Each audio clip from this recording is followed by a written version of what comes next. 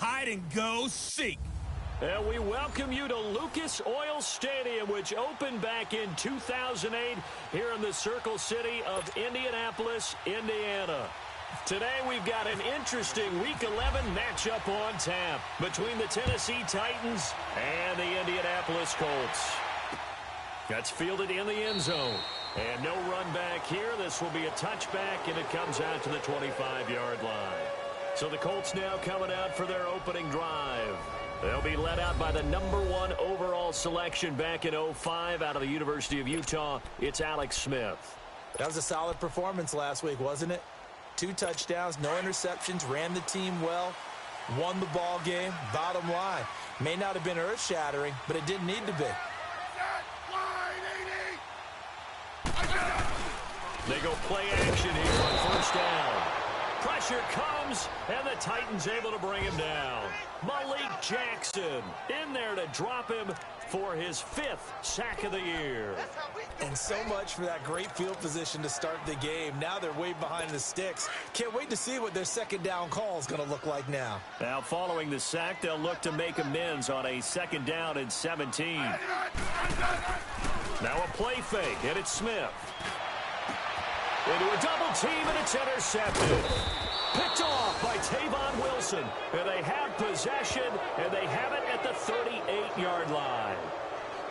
Certainly not how they envisioned ending their opening drive here in the first quarter. Too many ones in this play. First quarter, first drive, first interception thrown. And that last one, that hurts.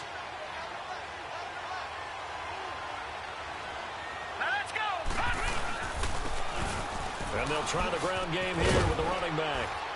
Takes this to the 32, maybe the 31. Defensively rallying to the ball after the nice move.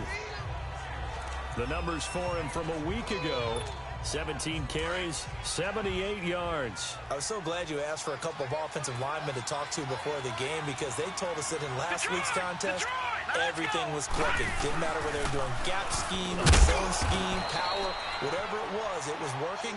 And they expect more of the same in this game, although they're prepared for some adjustments by the defense they expect to see. The Titans get 14 yards there and move the chains as well. A first red zone opportunity for the Titans. They have a 1st and 10 at the 18.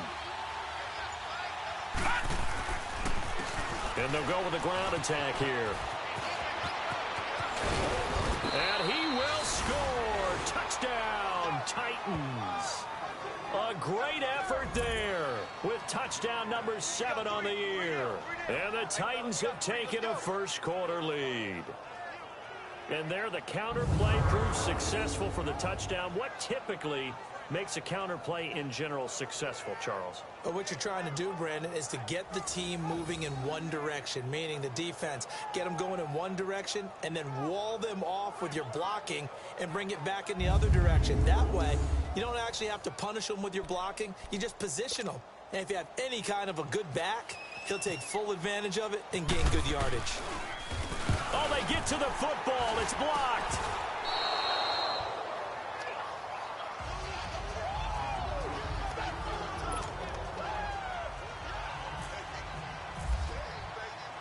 Now McManus on to kick this one off.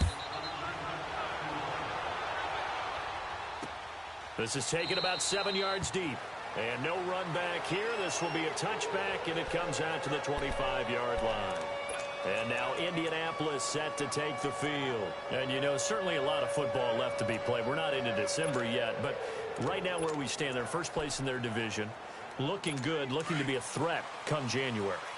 And let's think about what every team has in their goals, all right? Number 1 goal is what? Make the playoffs. Number 2 goal is win your division. Number 3 goal, and the biggest goal, I think, is to be the highest seed possible that you can be heading into the playoffs so that you can have as many home games as possible to try and get you to the Super Bowl. And right now fighting for every win possible to try to at least secure home field for the wild card and or divisional round.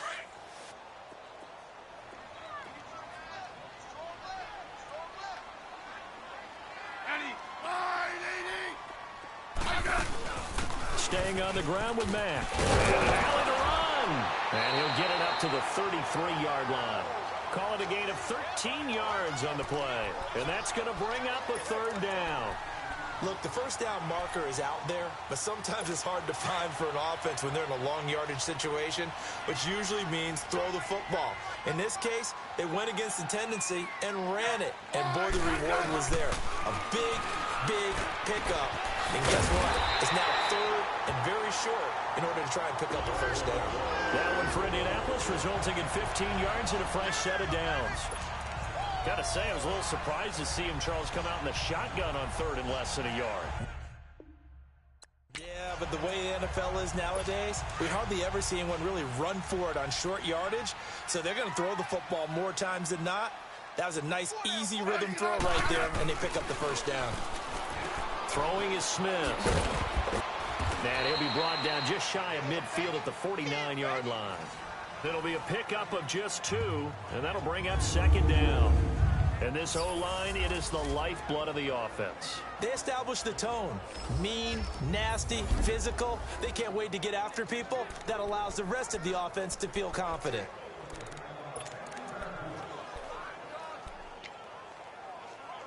So 2nd and 8 here after the pass play for 2 yards on first down.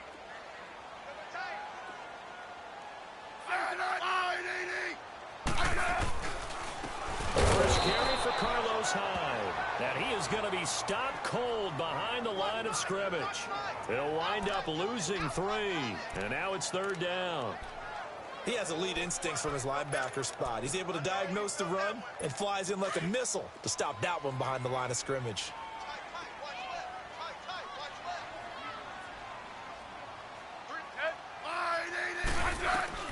Throwing on third down, Smith.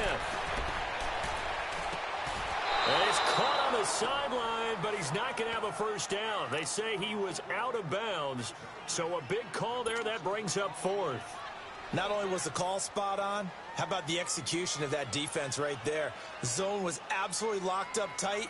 He was trying to force it in there on third down. But if there's a time to force it, he felt like he needed to make a play, right? Yeah, exactly right. Third down, you got to try and find something.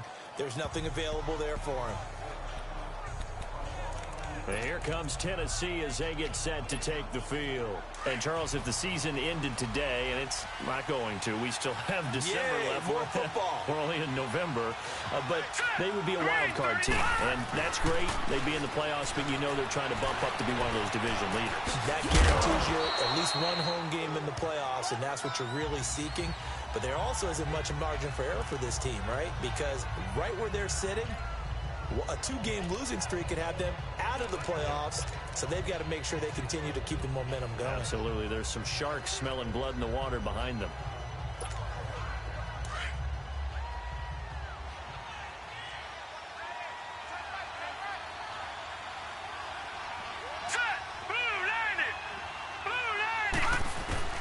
Now Jackson on second down. That's complete to John Ross. And he's taken down, but not before he gets this into enemy territory across the 40. A really good pickup of 28 yards. They hit that crossing route really well. Excellent timing, puts it right on him, and he keeps running. Yeah, turned it upfield for good yardage.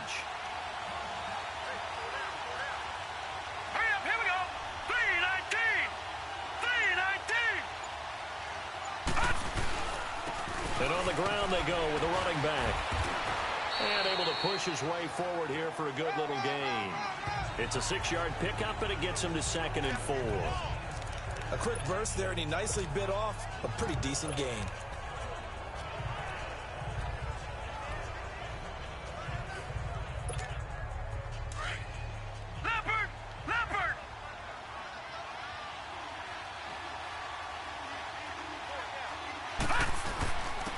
Now the Georgia Southern man. This is Jerick McKinnon. Whoosh. And he's brought down. Tennessee getting the first down on a big play of 18 yards. Tremendous blocking by the interior of the offensive line. They didn't just gash him there. They blasted a gaping hole for him to gallop through. I think if he comes back to the huddle, he better be giving them a whole lot of credit and thanking them for that much space to rumble. They'll run it now out of the gun. And he stopped after only a yard, taking it down to the 14. Nice job there on the tackle. Keep him to the short gain. And, of course, he got some good news this week. He was named AFC Defensive Player of the Week from last week's effort. And part of the reason he got that award, because of plays like that. Not every play is spectacular. Not every play is for a loss. Make the plays that are in front of you, keep it to short gains, and you pile up statistics.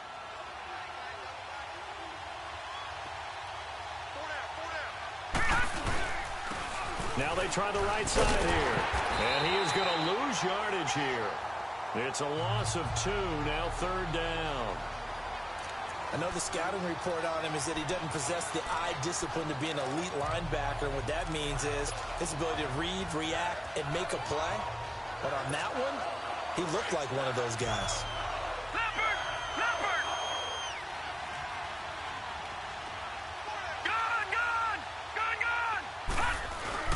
On 3rd down, Jackson. And he will find his man on the end route, complete. And he'll go down here at the 12-yard line. Just a 5-yard pickup, and it leads to 4th down. Well, we hear so often how tackling has become almost a lost art in the NFL game. But it's so important to tackle well on these receivers, especially in a play like this one. 3rd down, they gave him the underneath stuff. You got to go up and make the tackle right away. So they put together a good little drive there, but ultimately stalling out in the red zone. Yeah, I know a lot of people look at it as a little bit of a negative. They didn't get 6 points out of it, right? Didn't get the touchdown. But that's actually okay. They got 3 points, able to give their defense a little bit of rest, let them settle down over there. So all in all, to me, that's a good drive. And no run back here. This will be a touchback, and it comes out to the 25-yard line. Now the Colts offense gets ready to head back on the field. And the results for them have not been strong to this point. 2 drives have ended in a turnover and then a punt. So would it be too snarky for me to say that they've shown improvement? Because you had two drives with turnovers. Now they punted it away, so at least they didn't turn it over. That's good, right? You're going to get some angry users reaching out to you on social media. I don't mean to be. I was actually looking for the positive. Silver lining, you know. No gain there on the completion. 2nd and 10. On the defensive side, here are the starters for Tennessee. They were strong last week, CD, and that went over New England. Have to admit, I was extremely impressed by what I saw. They ended up getting 4 sacks in the game, stayed in the face of the quarterback the entire time, made it difficult for him to step up and find receivers downfield. And that's what they told us this week, that pressure on the QB is key. Had the completed pass, but for no gain, stopped right at the line, so it's 2nd and 10.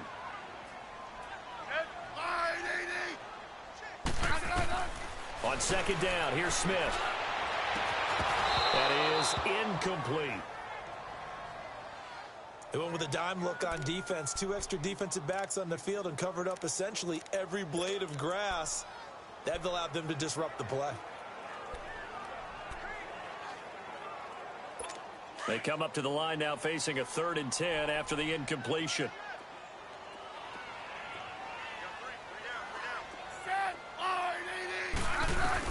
Smith now to throw on 3rd down. And he's got a man, Calvin Ridley. The 20, 10, touchdown, Indianapolis. Calvin Ridley, his 4th touchdown on the year. And the Colts able to get this back within a touchdown. And correct me if I'm wrong, that was just a simple fly route, wasn't it? No, there's nothing to correct at all. You got it down pat. And I just remember as a player, when I'd be in practice sessions and I'd hear 9 from the receivers, that meant fly route, go, look out. That was the 9, and he just kept going all the way into the end zone for the touchdown. And he'll take this across the 25, couple extra yards, up to the 27-yard line.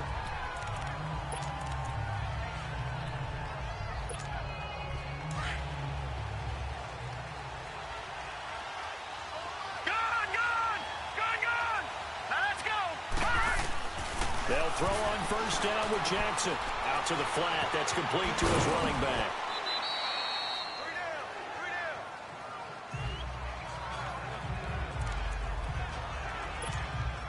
They'll come up now with a clock showing 3 seconds to go here in the first.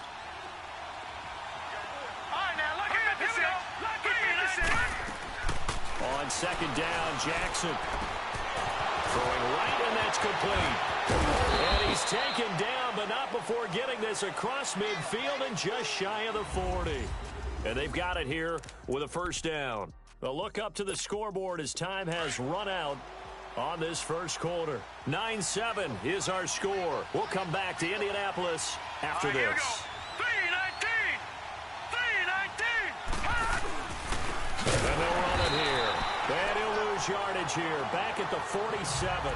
So a loss of 5, and it'll be second down. I know when I was a kid, I always got real excited when I saw those lateral-type runs. But the best backs that made it happen, they put a foot in the ground and just go. That didn't happen there. That play got swallowed up.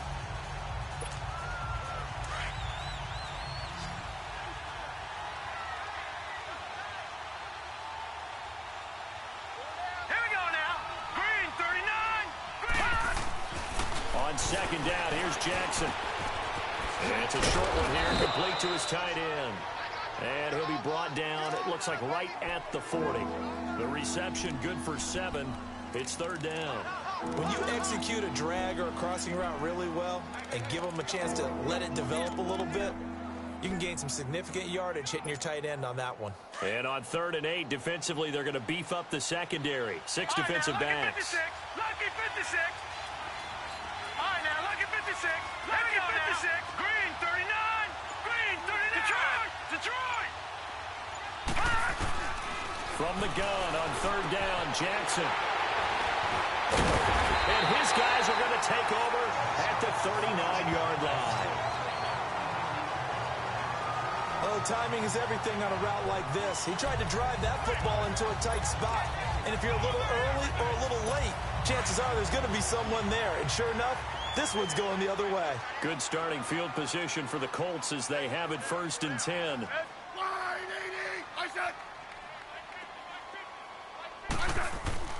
After the interception, here's Smith. And he will find Ridley on the left side. And he'll be brought down right at the 45-yard line. A gain of 6 there on 1st.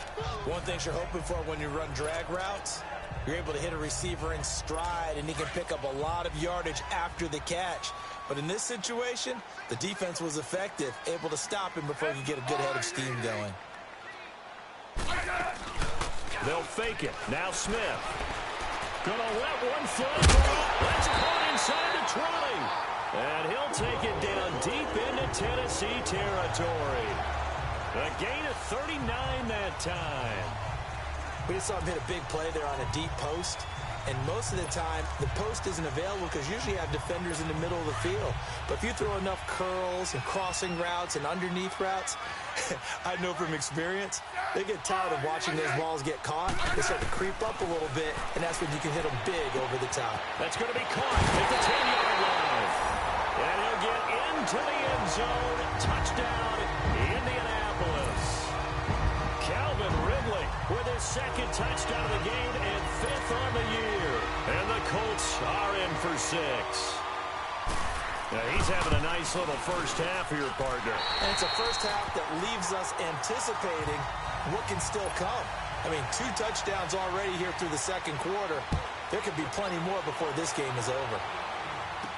Jakeem Grant now to return. And not a bad return. Here he gets it out to the 25-yard line. And here comes Tennessee as they get set to take the field. And there are parts of their last drive they'd like to emulate. And, of course, they'd like to forget the ending, the interception. But they did put together, Charles, a nice sustained drive to get him down the field. Yeah, and unfortunately for them, the only thing that matters is part 2, right? Because once they threw the interception and finished off the drive, that does them no good to go back and say, well, you know, we had a good one going. Finish things off. That's the only way you can get it done. Meanwhile, they take a shot to start the drive, but this is going to wind up incomplete. And that's one he's got to be happy to have back. There wasn't a hole open in the zone. You'd have to think on early downs like that first down there, need to be a little bit more careful. Yeah, fortunately for him, got a couple more downs to play with. Throwing is Jackson. And incomplete there. A nice hit. Jars the ball free and brings up 3rd down. Anytime a defense can sit back in a zone like that, it tends to create a lot of congestion in the middle of the field. Makes it very hard to slot one in. Looked like I-4 at rush hour in your hometown of Orlando, Florida. An absolute mess. All right, now, lucky 56. Lucky. To throw on 3rd down. Jackson. A hit as he throws there, incomplete. And what did we talk with them about?